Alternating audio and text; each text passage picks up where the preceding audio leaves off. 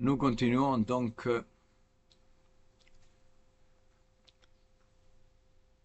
J'étais en train de vous lire, il y a déjà quelques séances, l'agonie de Sainte Thérèse de Lisieux. Parler en général, c'est une chose. Citer des cas particuliers, ce n'est pas la même, c'est une autre. Parfois, il faut parler de plusieurs cas, de plusieurs types de souffrance pour comprendre un peu la souffrance. Surtout l'illustrer.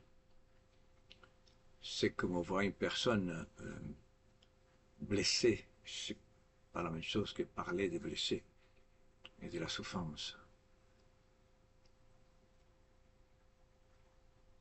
Surtout à ce moment où il y a les débats sur l'euthanasie. Nous avons parlé de cela. En fait, il n'y a pas eu vraiment de débat. Même les députés n'étaient pas pressants, beaucoup n'étaient pas pressants, ce 15 juillet, pour voter cette loi.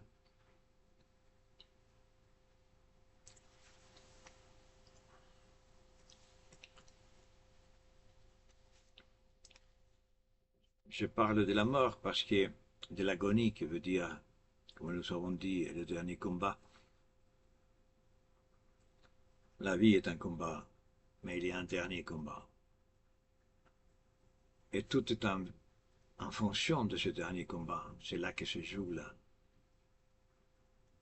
vie éternelle. C'est pour ça que nous disions que rentrer dans ce temps qui ne regardait pas l'homme, c'est une... on peut dire que c'est un sacrilège. Dans les mots sacrilège, il y a sacré, il y a le fait d'une agression au sacré, à Dieu lui-même. C'est Dieu le maître de la vie, c'est Dieu le maître du temps, de mon temps et de chaque temps d'entre nous. Dieu choisit toujours le meilleur temps pour nous appeler à lui. Donc c'est une loi avec des répercussions immenses de laisser à l'homme la décision de trouver Dieu à l'improviste. Même ça ne se fait pas nulle part au point de vue humain. Pour trouver quelqu'un, on se prépare, nous disions. On s'habille bien, on pense à ce qu'on va dire, on se prépare depuis longtemps peut-être pour quelques personnes. Et avoir la rencontre, la seule rencontre pour laquelle nous sommes appelés. C'est pour ça que l'Église catholique a toujours il a tenu la mort impréviste comme non comme une bénédiction, où les personnes disent ah il est mort sans se rendre compte. Non, la bénédiction c'est mourir en se rendant compte. Même si la souffrance peut être grande, immense. Les personnes qui ont souffert peu, on ne peut pas imaginer qu'est-ce que la souffrance physique, mais aussi de l'esprit ontologique, que peut être bien plus grande que la souffrance physique. Il est ainsi que des personnes préfèrent la souffrance physique quand ils se suicident que la souffrance psychologique est plus grande. L'une l'emporte sur l'autre. Et alors notre société qui a peur de regarder ce qu'on appelle la réalité, ce qui revient toujours, c'est ça la réalité, ce qui s'impose, ce qui ne se laisse pas vaincre. Et comme la vie est toujours jaillissante. Je ne sais pas si vous avez été au bord de la mer, c'est une mer agitée, ou simplement une mer normale au bord de falaise où les regains de vagues se heurtent contre les rochers. C'est un spectacle impressionnant. Impressionne, me laisse une empreinte dans l'esprit. Cette constance de la mer à se heurter, à faire front à ce qui est solide. Ce bouillement, ce plein de vie qui regorge, c'est étonnant comme une source, comme une cascade, cette réalité mouvante, c'est un peu la vie, c'est le Christ qui dit que l'Esprit Saint se fera une source à l'intérieur de nous-mêmes, c'est-à-dire que nous n'aurons pas besoin d'aller nous approvisionner ailleurs. Nous-mêmes, nous pourrons avoir cette vie en nous-mêmes. C'est étonnant la vie, comme elle revient. Après un incendie, les scientifiques sont étonnés comme une forêt peut renaître quand il n'avait plus rien. Ou dans les déserts les plus arides du monde, toujours il y a de la vie, toujours, et même des animaux, petits animaux, parfois des grands animaux qui peuvent traverser et qui vivent dans des endroits totalement inhospitaliers. La vie est étonnante quand quelqu'un nous blesse. Nous revenons à nouveau. Quelques-uns n'y reviennent pas. Quelques-uns s'abandonnent. C'est vrai. Mais ce n'est pas la majorité. Parce que déjà on a été entamé par un processus de souffrance depuis longtemps, peut-être de leur enfance. Ils sont fatigués, l'espérance chrétienne est très importante, la foi, l'espérance et la charité. Attendre, espérer en Dieu, c'est une vertu théologale, c'est-à-dire que nous est donné. Ce n'est pas nous qui pouvons l'acquérir. D'autres vertus, la prudence, la justice, la persévérance, etc., nous pouvons les acquérir avec un peu de travail, mais pas la foi, l'espérance et la charité sont des vertus que Dieu donne, pour ce qu'on appelle théologal. Mais nous pouvons la demander et nous devons, même chaque jour, que Dieu augmente la foi, comme dit le Christ à ses disciples, demander que Dieu nous donne la grâce d'espérer. Ceux qui seront sauvés, ceux qui auront persévéré, dit le Christ, jusqu'à la fin. Jusqu'à la fin des fins, la fin de notre vie et la fin du monde. Parce que le monde passe ce monde. Mais nous ne croyons pas beaucoup que le monde passe. Et nous passons, si notre vie passe, nous vieillissons. C'est étonnant, il n'y a que les personnes âgées qui savent qui vieillissent. Ou des jeunes très précoces qui ont considéré les saints. Les saints sont considérés toujours les choses très sérieusement. Ils sont investis où il fallait. C'est étonnant, les saints.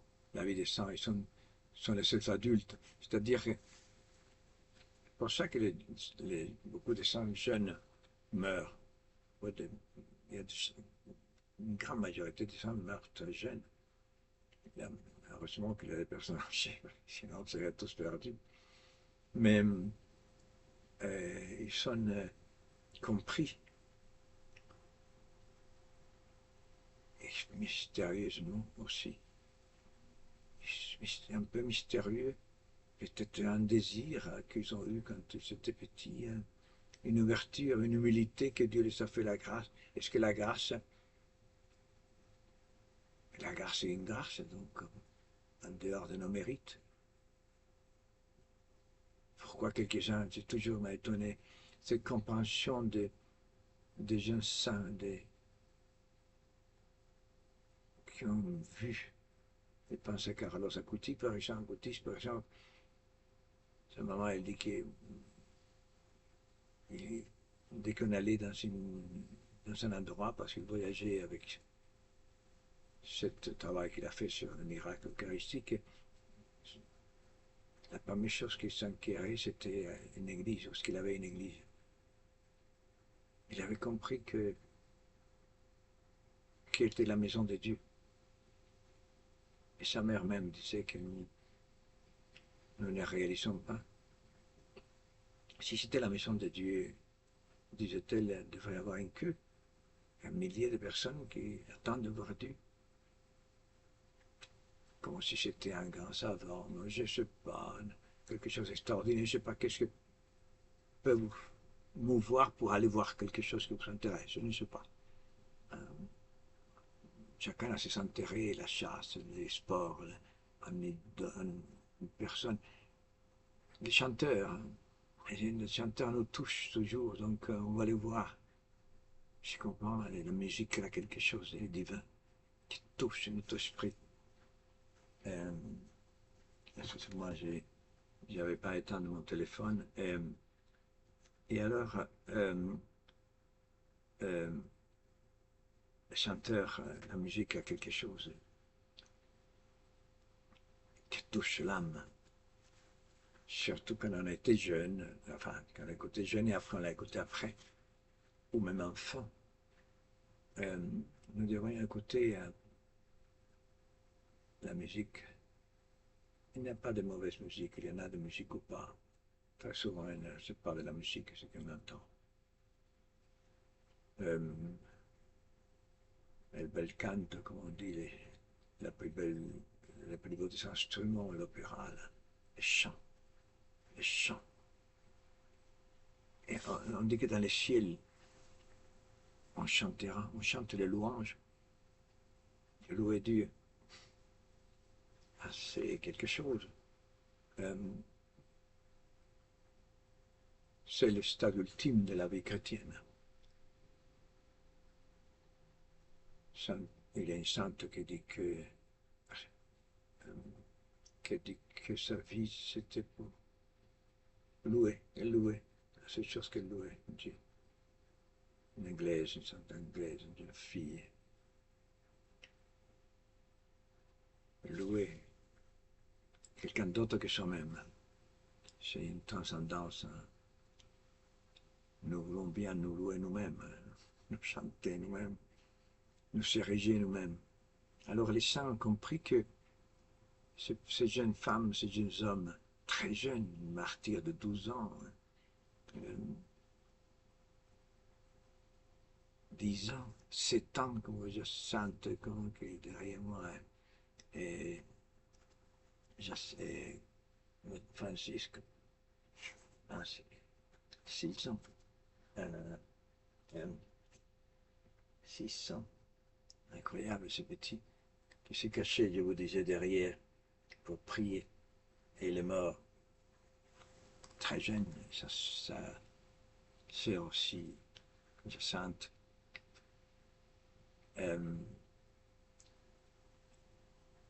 Parce qu'il se savait achever la vie.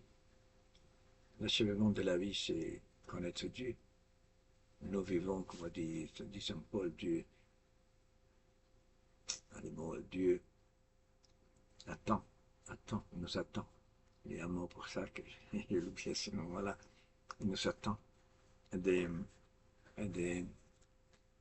nous attend, et quand nous attend, quand nous sommes dans l'attente, alors voilà, je vous laisse ici, nous continuerons tout de suite sur le même sujet.